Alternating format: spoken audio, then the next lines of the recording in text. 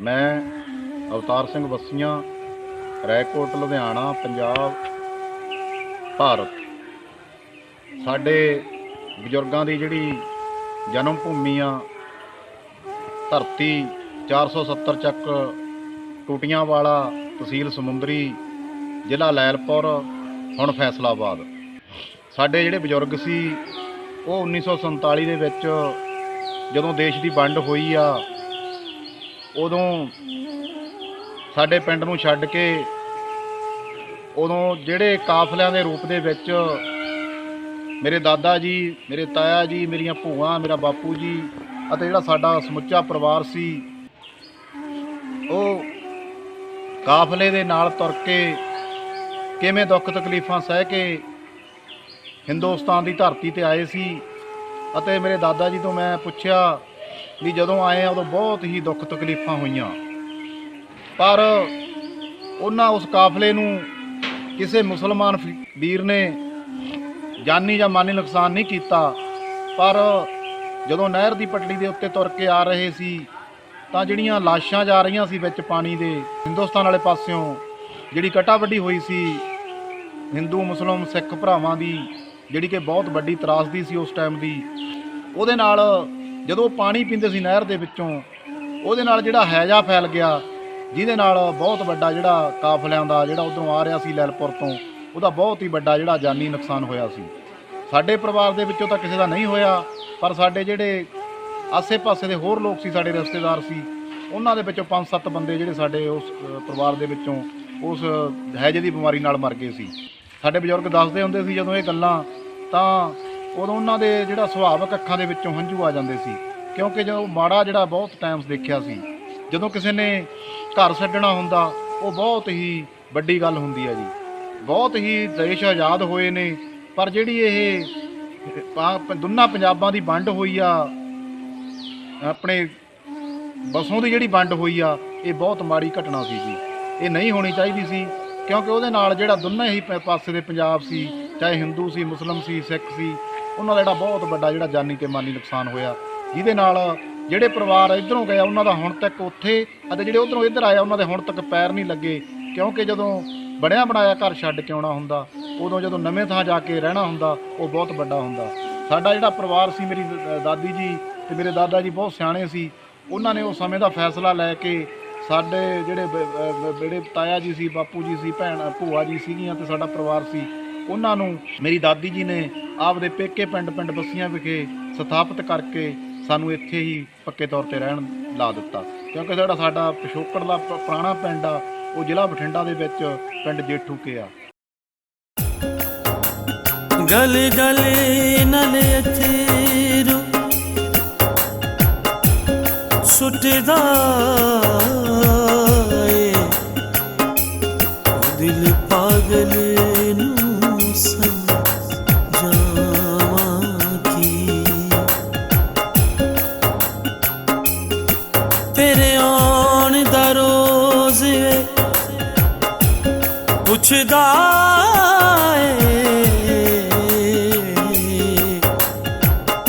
हर रोज बहाने पावांगी।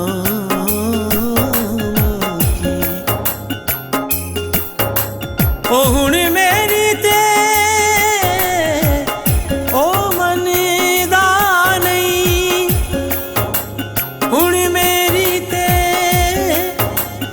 मनदा तुसी आप मना के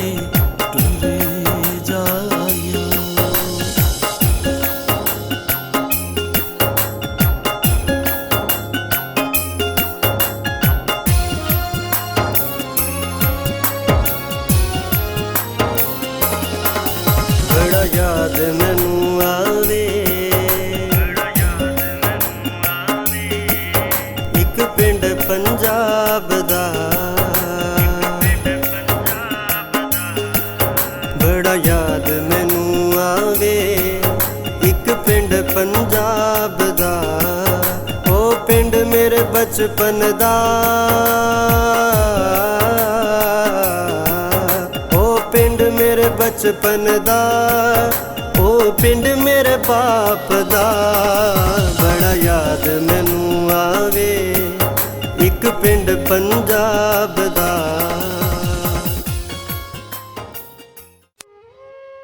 ਅਸਲਾਮ ਵਾਲੇਕਮ, ਸਤਿ ਸ੍ਰੀ ਅਕਾਲ, ਪ੍ਰਣਾਮ। ਪਿਛੋਕੜ ਨਾਲ ਜੁੜੇ ਹੋਏ ਲੋਕਾਂ ਦੀ ਆਪਣੇ ਜੱਦੀ ਪਿੰਡਾਂ ਨੂੰ ਵੇਖਣ ਦੀ ਤਾਂਘ ਇਸ ਕਦਰ ਜ਼ਿਆਦਾ ਹੁੰਦੀ ਹੈ ਕਿ ਉਹ ਲੋਕ ਰਾਤ ਨੂੰ ਖ਼ਾਬਾਂ ਵਿੱਚ ਵੀ ਆਪਣੇ ਜੱਦੀ ਪਿੰਡ ਵੇਖਦੇ ਰਹਿੰਦੇ ਨੇ। ਆਪਣੇ ਬਜ਼ੁਰਗਾਂ ਕੋਲੋਂ ਸੁਣ ਸੁਣ ਕੇ ਇਹਨਾਂ ਨੇ ਆਪਣੇ ਦਿਲੋਂ ਦਿਮਾਗ ਵਿੱਚ ਇੱਕ ਤਸੱਵੁਰਾਤੀ ਨਕਸ਼ਾ ਆਪਣੇ ਜੱਦੀ ਪਿੰਡਾਂ ਦੇ ਮੁਤਲਕ ਬਣਾਇਆ ਹੁੰਦਾ ਹੈ। ਅਸੀਂ ਕੋਸ਼ਿਸ਼ ਕਰੀਦੀ ਆ ਕਿ ਇਸ ਤਰ੍ਹਾਂ ਦੀਆਂ ਪਿਆਸੀਆਂ ਰੂਹਾਂ ਨੂੰ ਇਹਨਾਂ ਦੇ ਜੱਦੀ ਪਿੰਡ ਦਿਖਾ ਸਕੀਏ। ਜੇਕਰ ਤੁਸੀਂ ਵੀ ਆਪਣੇ ਬਜ਼ੁਰਗਾਂ ਦਾ ਲਹਿੰਦੇ ਪੰਜਾਬ ਵਿੱਚ ਪਿੰਡ ਦੇਖਣਾ ਚਾਹੁੰਦੇ ਹੋ ਤਾਂ ਸਾਡੇ ਸਕਰੀਨ ਤੇ ਦਿੱਤੇ ਗਏ ਨੰਬਰ ਤੇ ਸਾਡੇ ਨਾਲ ਰਾਬਤਾ ਕਰ ਸਕਦੇ ਹੋ ਜਾਂ ਕਮੈਂਟ ਬਾਕਸ ਵਿੱਚ ਪਿੰਡਾਂ ਦੀ ਮੁਕੰਮਲ ਤਫਸੀਲ ਸਾਨੂੰ ਦੱਸ ਸਕਦੇ ਹੋ। ਅੱਜ ਦੀ ਵੀਡੀਓ ਹੈ ਤਿੰਨ ਭਰਾਵਾਂ ਦੀ ਜੋ 47 ਤੋਂ ਪਹਿਲੇ ਤਹਿਸੀਲ ਸਮੁੰਦਰੀ ਜ਼ਿਲ੍ਹਾ ਲਾਇਲਪੁਰ ਦੇ ਪਿੰਡ 470 ਗਾਹਬੇ ਟੂਟੀਆਂ ਵਾਲਾ ਮੋਜ਼ਾ ਕਿਸ਼ਨਪੁਰਾ, ਜਿਸ ਨੂੰ 470 ਚੱਕ ਭੱਟੀਆਂ ਵਾਲਾ ਵੀ ਕਹਿੰਦੇ ਨੇ, ਇਸ ਪਿੰਡ ਵਿੱਚ ਰਹਿੰਦੇ ਸੀ। ਅਰਜਨ ਸਿੰਘ ਜੇਠੂਕਿਆਂ ਵਾਲੇ ਤਿੰਨ ਭਾਈ ਸੀ।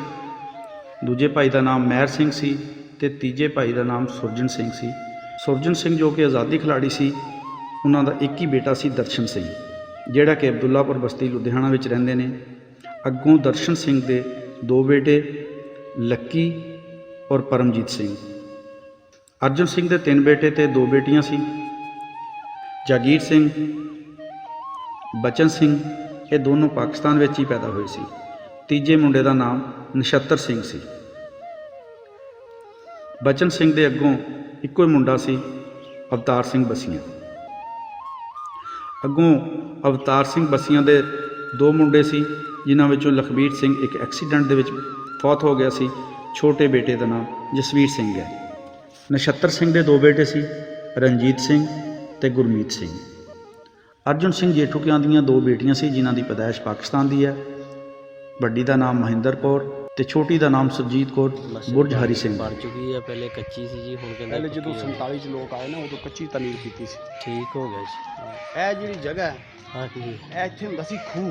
ਇਹਦੇ ਉੱਪਰ ਮਤਲਬ ਝੋਟਾ ਜੋੜਦੇ ਸੀ ਜਾਂ ਬਲਦ ਜੋੜਦੇ ਸੀ, ਪਾਣੀ ਨਿਕਲਦਾ ਸੀ। ਅੱਛਾ, ਇੱਥੇ ਕਮਰੇ ਬਣੇ ਸੀ, ਸਹੀ ਸਹੀ ਸਹੀ ਕਮਰੇ ਟੂਟੀਆਂ ਦਾ ਇੰਤਜ਼ਾਮ ਸੀ, ਹਾਂ। ਜਿਹਦੀ ਵਜ੍ਹਾ ਤੋਂ ਇਹ 470 ਟੂਟੀਆਂ ਵਾਲਾ ਹੁੰਦਾ। ਸਹੀ ਸਹੀ ਸਹੀ ਇਹ ਮੈਂ ਆਪਣੀ ਹੋਸ਼ ਦੇ ਵਿੱਚ ਵੀ ਢਾਂਚਾ ਦੇਖਿਆ, ਲੇਕਿਨ ਮੈਂ ਚੱਲਦਾ ਨਹੀਂ ਵੇਖਿਆ, ਸਹੀ ਕਿਉਂਕਿ ਸਹੀ ਸਾਡਾ ਸਾਹਮਣੇ ਘਰ ਸੀ ਠੀਕ ਤੇ ਇਹ ਬੜਾ ਇਨਾਮੀ ਗ੍ਰਾਮੀ ਪਿੰਡ ਸੀ। ਇੱਥੇ ਟੂਟੀਆਂ ਦਾ ਇੰਤਜ਼ਾਮ ਸੀ, ਔਰਤਾਂ ਦਾ ਅਲੱਗਾ, ਬੰਦਿਆਂ ਦਾ ਅਲੱਗਾ ਵਾਸ਼ਰੂਮ ਬਣੇ ਸੀ। ਸਹੀ ਸਹੀ ਸਹੀ ਤੇ ਇਸ ਵਾਸਤੇ ਇਹਨੂੰ ਇਸ ਪੂਰੇ ਇਲਾਕੇ ਦੇ ਵਿੱਚ ਇਹ ਟੂਟੀਆਂ ਵਾਲਾ ਮਸ਼ਹੂਰ ਹੋਇਆ। ਠੀਕ, 470 ਠੀਕ। ਇਹਦਾ ਇੰਤਜ਼ਾਮ ਕਿਸੇ ਪਿੰਡ ਵਿੱਚ ਵੀ ਸੋਹਣਾ ਨਹੀਂ ਸੀ ਜਿੰਨਾ ਸਾਡੇ ਪਿੰਡ ਵਿੱਚ ਸੀ। ਠੀਕ ਅਸੀਂ ਬਚਪਨ ਦੇ ਵਿੱਚ ਦੇਖਿਆ, ਖੂਹ ਵੀ ਵੇਖਿਆ, ਸਹੀ ਹੈ ਅਸੀਂ ਇਹ ਕਮਰੇ ਢਾਂਚਾ ਬਣਿਆ ਦੇਖਿਆ। ਉਸ ਵਕਤ ਇਹ ਚੱਲਦਾ ਨਹੀਂ ਸੀ ਜਦੋਂ ਅਸੀਂ ਵੇਖਿਆ, ਲੇਕਿਨ ਨਿਜ਼ਾਮ ਸਾਰਾ ਅਸੀਂ ਵੇਖਿਆ, ਸਹੀ ਬਹੁਤ ਸੋਹਣਾ। ਇਹ ਚੌਕ ਬੜਾ ਖੁੱਲ੍ਹਾ ਸੀ, ਇੱਥੇ ਖੂਹ ਸੀ, ਹਮ, ਇਸ ਵਾਸਤੇ ਨਾ ਇਹ 470 ਟੂਟੀਆਂ ਵਾਲਾ ਮਸ਼ਹੂਰ ਹੋ ਗਿਆ। ਠੀਕ ਹੋ ਗਿਆ। ਜਦੋਂ ਇੰਡੀਆ ਤੋਂ ਆਏ ਇਹ ਸਾਡਾ ਘਰ ਸੀ, ਅਸੀਂ ਫਿਰ ਇਹ ਸੇਲ ਕਰਕੇ ਚਲੇ ਗਏ ਸ਼ਹਿਰ।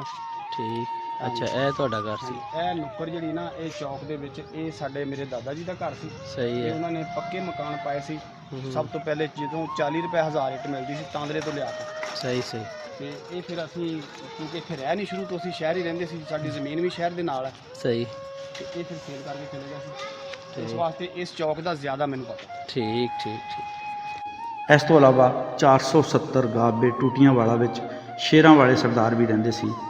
ਇਹਨਾਂ ਦੇ ਘਰਾਂ ਦੇ ਅੱਗੇ ਗੇਟ ਤੇ ਬੜੇ ਬੜੇ ਸੀਮਿੰਟ ਦੇ ਬਣਾਏ ਹੋਏ ਸ਼ੇਰ ਲੱਗੇ ਹੋਏ ਸੀ। ਇਹ ਪਰਿਵਾਰ ਹੁਣ ਕੈਨੇਡਾ ਵਿੱਚ ਰਹਿੰਦਾ ਹੈ, ਪਰ 47 ਤੋਂ ਬਾਅਦ 470 ਵਿੱਚੋਂ ਉੱਠ ਕੇ ਇਹ ਖਾਨਦਾਨ ਖਵਾਜਕੇ ਲੁਧਿਆਣਾ ਵਿੱਚ ਜਾ ਕੇ ਵੱਸੇ ਸੀ। ਅਵਤਾਰ ਸਿੰਘ ਹੁਣਾਂ ਦਾ ਕਹਿਣਾ ਹੈ ਕਿ ਸਾਡੇ ਬਜ਼ੁਰਗ ਜਦ 47 ਵੇਲੇ 470 ਚੱਕ ਵਿੱਚੋਂ ਉੱਠ ਕੇ ਗਏ ਸੀ, ਉਦੋਂ ਸਾਰਾ ਮਾਲ ਡੰਗਰ ਇੱਕ ਮੁਸਲਮਾਨ ਪਰਿਵਾਰ ਨੂੰ 800 ਰੁਪਏ ਵਿੱਚ ਵੇਚਿਆ ਸੀ। ਇਹ ਉਸ ਮਾਰਾਮਾਰੀ ਦੇ ਵੇਲੇ ਦੀ ਗੱਲ ਹੈ, ਜਦ ਹਰ ਪਾਸਿਓਂ ਮਾਲ ਡੰਗਰ ਬਿਨਾਂ ਪੈਸਿਆਂ ਤੋਂ ਲੱਭਦਾ ਸੀ, ਮਗਰ ਇਸ ਮੁਸਲਮਾਨ ਪਰਿਵਾਰ ਨੇ ਆਪਣੇ ਵਸੇਬ ਦੇ ਲੋਕਾਂ ਕੋਲੋਂ 800 ਰੁਪਏ ਦੀ ਰਕਮ ਦੇ ਕੇ ਇਹਨਾਂ ਦਾ ਮਾਲ ਖਰੀਦਿਆ। ਸਿੱਖ ਪਰਿਵਾਰ ਨੇ ਇਸ ਰਕਮ ਵਿੱਚੋਂ 50 ਰੁਪਏ ਦਾ ਇੱਕ ਖੱਚਰ ਖਰੀਦਿਆ, ਜਿਸ ਤੇ ਕੁਝ ਜ਼ਰੂਰੀ ਸਮਾਨ ਲੱਦਿਆ ਔਰ ਛੋਟੇ ਬੱਚਿਆਂ ਨੂੰ ਇਸ ਖੱਚਰ ਤੇ ਬਿਠਾ ਕੇ ਆਪਣਾ ਸਫ਼ਰ ਕੱਟਦਿਆਂ ਹੋਇਆਂ ਰੇਲਵੇ ਸਟੇਸ਼ਨ ਤੱਕ ਪਹੁੰਚੇ। ਉੱਠ ਕੇ ਜਾਣ ਵਾਲਿਆਂ ਨੂੰ ਨਾ ਪਿੰਡ ਵਾਲਿਆਂ ਨੇ ਕੋਈ ਨੁਕਸਾਨ ਪਹੁੰਚਾਇਆ ਤੇ ਨਾ ਹੀ ਰਾਸਤੇ ਵਿੱਚ ਕੋਈ ਨੁਕਸਾਨ ਹੋਇਆ। ਪਰ ਦੱਸਦੇ ਹੈ ਕਿ ਰਾਸਤੇ ਵਿੱਚ ਲਾਸ਼ਾਂ ਨਾਲ ਭਰੀ ਨਹਿਰ ਵਿੱਚੋਂ ਪਾਣੀ ਪੀਣ ਕਰਕੇ ਬਹੁਤ ਸਾਰੇ ਲੋਕ ਹੈਜ਼ੇ ਦੀ ਬਿਮਾਰੀ ਦੇ ਨਾਲ ਮਰ ਗਏ ਔਰ ਬਹੁਤ ਸਾਰੇ ਲੋਕਾਂ ਨੂੰ ਅੱਧ ਮਰੇ ਹੀ ਛੱਡ ਕੇ ਅੱਗੇ ਵਧਣਾ ਪਿਆ। ਗਨੀ ਨਬੀ ਹੁਣਾਂ ਨਾਲ ਉੱਠ ਕੇ ਜਾਣ ਵਾਲਿਆਂ ਦਾ ਜ਼ਿਆਦਾ ਪਿਆਰ ਸੀ। ਪਿੰਡ ਦਾ ਮਾਹੌਲ ਬਹੁਤ ਵਧੀਆ ਸੀ। ਸਭ ਲੋਕ ਬਹੁਤ ਪਿਆਰ ਮੁਹੱਬਤ ਨਾਲ ਰਹਿੰਦੇ ਸੀ। ਦੁੱਖ ਸੁੱਖ ਦੀ ਸਾਂਝ ਸੀ। ਅੱਜ ਵੀ ਪਿੰਡ ਨੂੰ ਵੇਖਣ ਦੀ ਬਹੁਤ ਜ਼ਿਆਦਾ ਤਾਂਘ ਹੈ।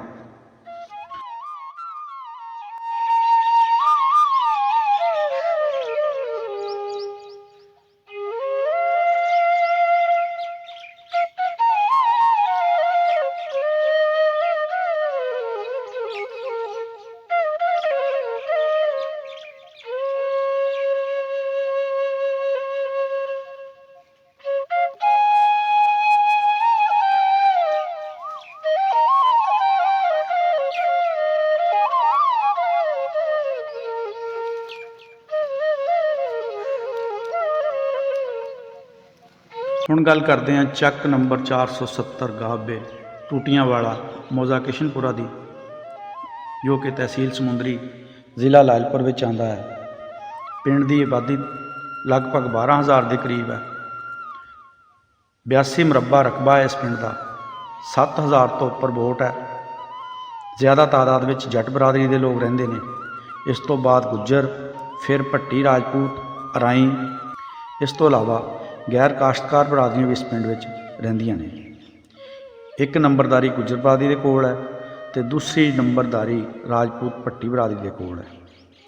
ਨੇੜੇ ਲੱਗਦੇ ਪਿੰਡਾਂ ਵਿੱਚ 468 ਗਾਬੇ, 469 ਗਾਬੇ, 471 ਗਾਬੇ, 472 ਗਾਬੇ, 473 ਗਾਬੇ। ਇਸ ਪਿੰਡ ਦਾ ਨੰਬਰ 1 ਹੀ ਹੈ, ਮਗਰ ਆਬਾਦੀਆਂ 2 ਨੇ, ਬੀਜਾ ਔਰ ਬੰਬਾ।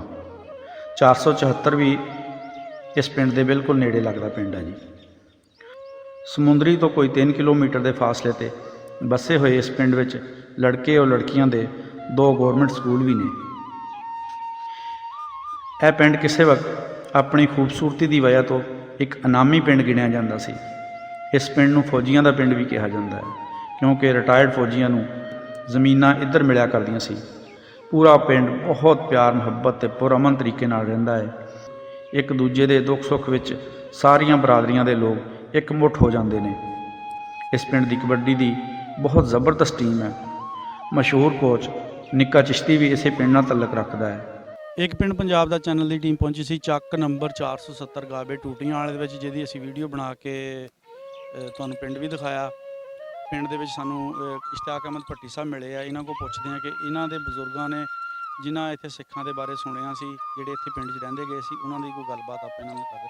ਜੀ ਭੱਟੀ ਸਾਹਿਬ, ਤੁਹਾਨੂੰ ਕੋਈ ਪਤਾ ਹੈ ਜਾਂ ਤੁਹਾਡੇ ਬਜ਼ੁਰਗਾਂ ਨੇ ਦੱਸਿਆ ਕਿ ਇੱਥੇ ਫਲਾਂ ਸਿੱਖ ਰਹਿੰਦੇ ਹੁੰਦੇ ਸੀ? ਉਹ ਜੀ ਮੈਂ ਬਜ਼ੁਰਗਾਂ ਤੋਂ ਸੁਣਿਆ ਕਿ ਇੱਕ ਇੱਥੇ ਆਸਾ ਸਿੰਘ ਰਹਿੰਦੇ ਸੀ, ਕਿਉਂਕਿ ਜਿਹੜਾ ਸਾਡਾ ਮੁਰੱਬਾ ਨੰਬਰ 16 ਹੈ। ਮੈਂ ਬਜ਼ੁਰਗਾਂ ਨੂੰ ਪੁੱਛਿਆ ਵੀ ਇਹ ਤੁਹਾਨੂੰ ਪਤਾ ਵੀ ਕਿਹੜੇ ਸਿੱਖ ਦਾ ਸੀ, ਕਿਹੜੇ ਸਰਦਾਰ ਸਾਹਿਬ ਦਾ ਸੀ? ਉਹਨਾਂ ਕਿਹਾ ਜੀ ਆਸਾ ਸਿੰਘ ਸੀ। ਆਸਾ ਸਿੰਘ ਉਹਨਾਂ ਨੇ ਮੈਨੂੰ ਘਰ ਵੀ ਦੱਸਿਆ ਉਹਨਾਂ ਦਾ। ਉਹਨਾਂ ਦੀ ਸਿਫਤ ਇਹ ਸੀ ਵੀ ਉਹਨਾਂ ਨੇ ਇੱਕ ਬਲਦਾਂ ਵਾਲੀ ਗੱਡੀ ਬਣਾਈ ਹੁੰਦੀ ਸੀ, ਉਹਦੇ ਉੱਤੇ ਡੋਲੀ ਰੱਖੀ ਹੁੰਦੀ ਸੀ ਬੜੀ ਸੋਹਣੀ। ਹਾਂਜੀ, ਉਹ ਜਦੋਂ ਵੀ ਕਿਸੇ ਧੀ ਭੈਣ ਦੀ ਸ਼ਾਦੀ ਹੁੰਦੀ ਸੀ, ਬਰਾਤ ਆਉਂਦੀ ਸੀ ਤੇ ਉਹ ਲੈ ਕੇ ਉਹਨਾਂ ਦੇ ਬੂਹੇ ਅੱਗੇ ਚਲੇ ਜਾਂਦੇ ਸੀ। ਹਾਲਾਂਕਿ ਉਹ 2 ਮਰਬੇ ਦੇ ਮਾਲਕ ਸੀ, ਸਰਦਾਰ ਆਦਮੀ ਸੀ, ਚੌਧਰੀ ਆਦਮੀ ਸੀ, ਬਹੁਤ ਅੱਛੇ ਆਦਮੀ ਸੀ। ਉਹ ਲੈ ਕੇ ਚਲੇ ਜਾਂਦੇ ਸੀ ਵੀ ਮੈਂ ਆਪਣੀ ਧੀ ਨੂੰ, ਭੈਣ ਨੂੰ, ਬੇਟੀ ਨੂੰ ਮੈਂ ਆਪ ਵਿਦਿਆ ਕਰਨਾ। ਉਹ ਫਿਰ ਜਿੱਥੋਂ ਤੱਕ ਉਹਨਾਂ ਨੂੰ ਹੁੰਦਾ ਸੀ ਮਤਲਬ ਉਹ ਜਾ ਕੇ ਉਹਨਾਂ ਨੂੰ ਉੱਥੇ ਛੱਡ ਕੇ ਆਉਂਦੇ ਸੀ, ਡੋਲੀ ਭੈਣ ਧੀ ਦੀ। ਦੂਸਰੀ ਗੱਲ ਇਹ ਹੈ ਕਿ ਇੱਕ ਬਜ਼ੁਰਗਾਂ ਨੇ ਦੱਸਿਆ ਕਿ ਜਾਗਰ ਸਿੰਘ ਤੇ ਮੱਘਰ ਸਿੰਘ ਹੁੰਦੇ ਸੀ 2 ਭਾਈ। ਜਿਹੜੀ ਪਿੰਡ ਦੀ ਖੂਹ ਵਾਲੇ ਚੌਕ ਦੀ ਜਿਹੜੀ ਬਾਹਰਲੀ ਫਿਰਨੀ ਹੈ ਨਾ, ਉਹਦੇ ਨਾਲ ਹੀ ਉਹਦੇ ਵਿੱਚ ਉਹਨਾਂ ਦਾ ਘਰ ਸੀ। ਉਹਨਾਂ ਦੋਨਾਂ ਭਾਈਆਂ ਦਾ ਕੰਮ ਸੀ ਵੀ ਜਦੋਂ ਕੋਈ ਵਿਆਹ ਸ਼ਾਦੀ ਹੋਣਾ, ਜਦੋਂ ਇਸ ਤਰ੍ਹਾਂ ਦਾ ਕੋਈ ਫੰਕਸ਼ਨ ਹੋਣਾ, ਉਹਨਾਂ ਨੇ ਪਿੰਡ ਦੀ ਸਫਾਈ ਕਰਨੀ ਬਾਜ਼ਾਰਾਂ ਦੀ, ਫਿਰ ਬਲਦ ਜੋੜ ਕੇ ਕਿਰਾਇਆ ਮਾਰਨਾ, ਪਾਣੀ ਤਰੌਂਕਣਾ, ਤਾਂ ਕਿ ਆਉਣ ਵਾਲੇ ਮਹਿਮਾਨ ਜਿਹੜੇ ਨੇ ਉਹ ਤੰਗ ਨਾ ਹੋਣ, ਪਰੇਸ਼ਾਨ ਨਾ ਹੋਣ। ਔਰ ਇਹ ਬਜ਼ੁਰਗ ਦੱਸਦੇ ਨੇ ਕਿ 47 ਤੋਂ ਪਹਿਲੇ ਇਹ 470 ਪੂਰੇ ਇਲਾਕੇ ਦੇ ਵਿੱਚ ਇੱਕ ਇਨਾਮੀ ਪਿੰਡ ਹੁੰਦਾ ਸੀ ਸਫਾਈ ਸੁਥਰਾਈ ਦੇ ਲਿਹਾਜ਼ ਨਾਲ। ਔਰ ਇਹ 470 ਟੂਟੀਆਂ ਵਾਲਾ ਮਸ਼ਹੂਰ ਕਿੱਥੋਂ ਹੋਇਆ? ਕਿਉਂਕਿ ਜਿਹੜਾ ਇਸ ਪਿੰਡ ਦਾ ਨਿਜ਼ਾਮ ਸੀ ਨਾ, ਖੂਹ ਵਾਲਾ ਚੌਕ, ਇਹ ਜਿਹੜਾ ਸਾਡੇ ਪਿੰਡ ਦਾ ਖੂਹ ਵਾਲਾ ਚੌਕ ਸੀ ਨਾ, ਇਹ ਮੈਂ ਵੇਖਿਆ, ਮੈਂ ਢਾਂਚਾ ਵੇਖਿਆ ਲੇਕਿਨ ਚੱਲਦਾ ਨਹੀਂ ਵੇਖਿਆ। ਉਹਦਾ ਬੜਾ ਇੰਤਜ਼ਾਮ ਸੀ, ਉਹਨਾਂ ਦੇ ਕਮਰੇ ਬਣੇ ਸੀ, ਵਾਸ਼ਰੂਮ ਬਣੇ ਸੀ, ਟੂਟੀਆਂ ਲੱਗੀਆਂ ਸੀ, ਔਰਤਾਂ ਦਾ ਅਲੱਗਾ ਸਿਸਟਮ ਸੀ, ਬੰਦਿਆਂ ਦਾ ਅਲੱਗਾ ਸਿਸਟਮ ਸੀ। ਉਹ ਸਵੇਰ ਪਾਣੀ ਚਲਾਉਂਦਾ ਸੀ, ਜਿਹੜਾ ਪਿੰਡ ਦਾ ਹੁੰਦਾ ਸੀ ਉਹ ਮਾਸ਼ਕੀ ਪਾਣੀ ਭਰਨ ਵਾਲਾ, ਉਹ ਝੋਟਾ ਜੋੜ ਕੇ ਪਾਣੀ ਭਰ ਦਿੰਦਾ ਸੀ ਤੇ ਔਰਤਾਂ ਕੱਪੜੇ ਧੋਂਦੀਆਂ ਸੀ, ਆਪਣੇ ਵਾਸ਼ਰੂਮ ਅਲੱਗਾ ਸੀ, ਬੰਦਿਆਂ ਦੇ ਅਲੱਗਾ ਸੀ। ਬੜਾ ਸੋਹਣਾ ਇੰਤਜ਼ਾਮ ਸੀ ਟੂਟੀਆਂ ਦਾ, ਔਰ ਇਸ ਵਜ੍ਹਾ ਤੋਂ ਇਹ 470 ਟੂਟੀਆਂ ਵਾਲਾ ਮਸ਼ਹੂਰ ਹੋ ਗਿਆ। ਹਾਂਜੀ, ਇਹ ਪੂਰੇ ਇਲਾਕੇ ਦੇ ਵਿੱਚ ਇੰਨਾ ਇੰਤਜ਼ਾਮ ਇਸ ਪਿੰਡ ਕਿਸੇ ਪਿੰਡ ਦੇ ਵਿੱਚ ਨਹੀਂ ਸੀ।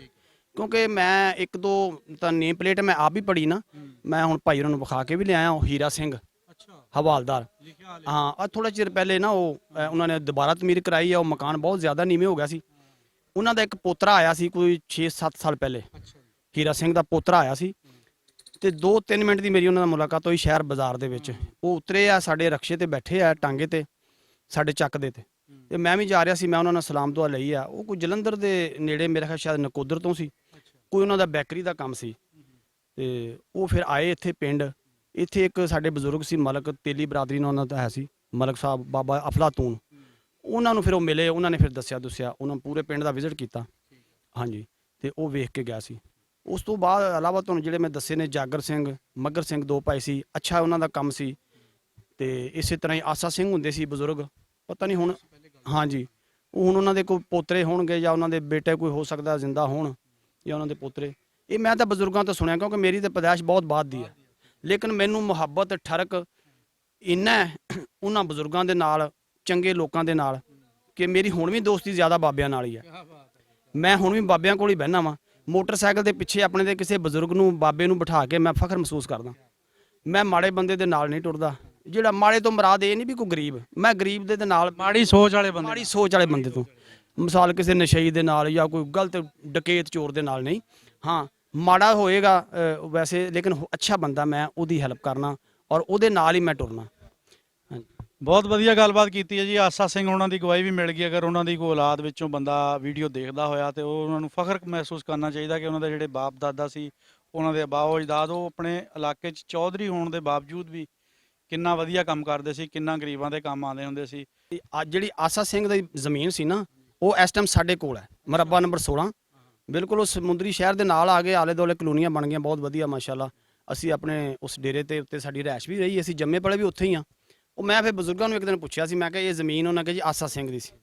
ਤੇ ਮੈਨੂੰ ਬੜਾ ਉਸ ਦਿਨ ਦਾ ਇਹ ਮਾਣ ਤੇ ਫਖਰ ਹੈ ਕਿ ਚਲੋ ਕਿਸੇ ਦਾ ਸਾਨੂੰ ਮੁੱਢ ਤੋਂ ਪਤਾ ਚੱਲਿਆ ਨਾ ਵੀ ਜਿਹੜੀ ਅਸੀਂ ਜ਼ਮੀਨ ਤੇ ਬੈਠੇ ਆ, ਪਹਿਲੇ ਉਹਦਾ ਮਾਲਕ ਕੌਣ ਸੀ। ਮਾਲਕ ਤੇ ਅੱਲਾ ਹੀ ਹੈ, ਸਾਡੇ ਤੋਂ ਬਾਅਦ ਪਤਾ ਨਹੀਂ ਕੌਣ ਹੋਣਾ। ਤੇ ਬੜੀ ਖੁਸ਼ੀ ਦੀ ਗੱਲ ਹੋਈ ਹੈ। ਅਗਰ ਉਹਨਾਂ ਦੇ ਕੋਈ ਬੱਚੇ, ਕੋਈ ਪੋਤਰੇ ਸੁਣਦੇ ਹੋਣ ਤੇ ਮੈਂ ਉਹਨਾਂ ਨੂੰ ਸਲੂਟ ਪੇਸ਼ ਕਰਦਾ ਹਾਂ। ਹਾਂਜੀ, ਮੇਰੇ ਨਾਲ ਰਾਬਤਾ ਵੀ ਕਰਨਾ ਚਾਹਣ ਤੇ ਮੋਸਟ ਵੈਲਕਮ। ਉਮੀਦ ਕਰਦੇ ਹਾਂ ਤੁਹਾਨੂੰ ਸਾਡੀ ਇਹ ਵੀਡੀਓ ਬਹੁਤ ਪਸੰਦ ਆਈ ਹੋਵੇਗੀ। ਜੇਕਰ ਤੁਸੀਂ ਵੀ ਆਪਣੇ ਪਿੰਡ ਦੇਖਣਾ ਚਾਹੁੰਦੇ ਹੋ ਤੇ ਸਾਡੇ ਦਿੱਤੇ ਹੋਏ ਨੰਬਰ ਤੇ ਰਾਬਤਾ ਕਰ ਸਕਦੇ ਹੋ ਔਰ ਕਮੈਂਟ ਬਾਕਸ ਵਿੱਚ ਆਪਣੇ ਪਿੰਡ ਦੀ ਮੁਕੰਮਲ ਤਫਸੀਲ ਦੱਸ ਸਕਦੇ ਹੋ। ਬਹੁਤ ਸ਼ੁਕਰੀਆ ਜੀ।